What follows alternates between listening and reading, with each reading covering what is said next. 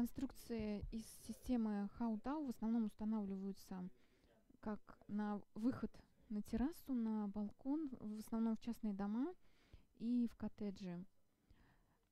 Данная конструкция достаточно дорогая, и нужно учесть, что в ручке у нас и под ручкой вообще замков здесь нет. То есть конструкция запирается так же, как обычное окно.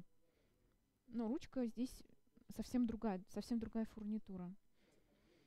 Конструкция представляет собой теплую конструкцию, так как здесь мы можем установить стеклопакет любой толщины, также энергосберегающий. Профиль у нас также идет КБЕ 58 и 70, то есть профиль идет такой же, как на обычном пластиковом окне. Единственное отличие здесь — это параллельно сдвижная фурнитура.